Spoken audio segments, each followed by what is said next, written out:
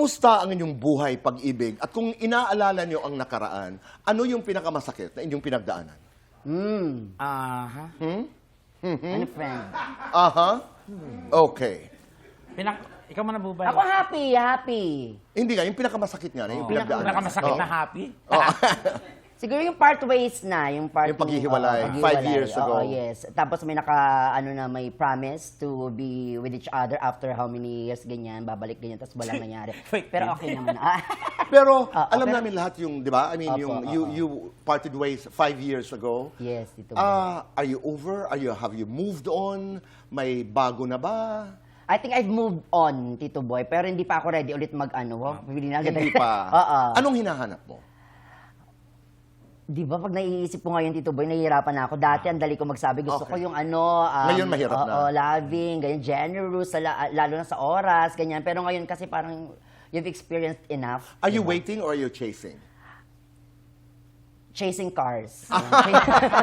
Racing yun. Ikaw, Tekla, ano yung pinakamasakit na pinagdaanan mo? Pinakamasakit yung, syempre, alam naman ng tao yun yung na parang pinagkalulo ka, gano'n. Pero that's nakamove on ako. Okay naman.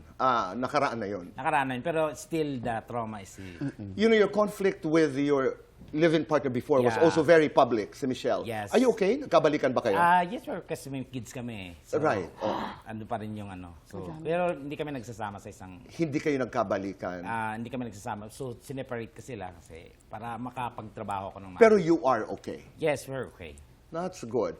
Mabilisan lamang. Yes, Kung magbibigay kayo ng payo na may love advice, no? If you were to give love advice to each other, very quickly, ano yon?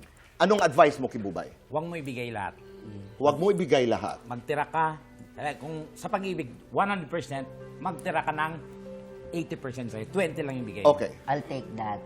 Ikaw, ang Ikaw advice. naman, friend, ano ko sa'yo, ituloy mo lang yan kasi nakita ko kung gaano siya kagaling na tatay. As much as possible, every taping namin, kinakausap niya yung anak niya, tapos may mga pinapabili yung anak niya, tapos biglang ino-off niya na yung phone, ganyan. Okay.